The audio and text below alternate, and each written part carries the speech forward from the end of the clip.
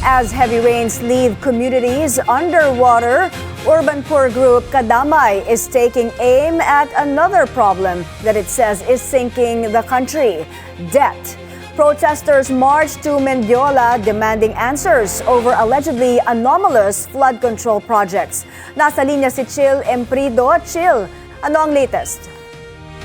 Yes, May, sa kabila nga ng masamang panahon ngayong araw, nagmarcha patungong Mendiola ang grupong Kadamay para kundinahin ang nararanasang matinding pagbaha dahil nga sa malalakas na pag-ulan.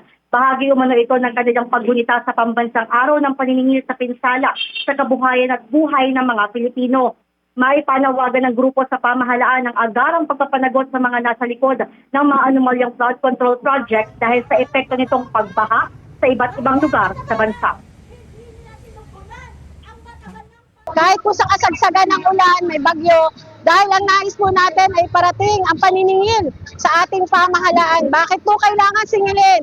Lubog na po ang mga komunidad, hindi lamang ng mga maralita, kung hindi pati ng mga gagawa, magsasaka.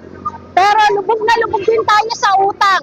Utang na hindi naman natin napapakinabangan dahil ang serbisyo ay nananatili pa rin napakalayo sa aming mga pintuan.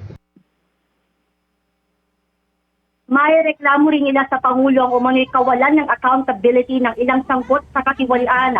Hanggang sa ngayon kasi kakaunti pa rin na nakakulong at ang mga big fish ay nakawala pa rin sa koral. Panawagan natin, panagutin ang lahat ng sangkot sa korupsyon mula sa ibaba hanggang sa tuktok dahil hindi kami naniniwala na kung sino lang ang nakakulong ay yun lang ang may kaso. Kahit si Bongbong Marcos, siya ang pinakaulo ng malawakang korupsyon na umaagaw para sa pondo sa batayang serbisyo na kailangan ng mamamayan, lalong-lalo na po ng mga maralita. Hindi umano titigil ang kanilang grupo para kalampagin ang gobyerno hanggat hindi tuluyang nasusolusyonan ang problemang kinahaharap ng mga Pilipino. Ako si Chill Emprido, Billionaire News Channel.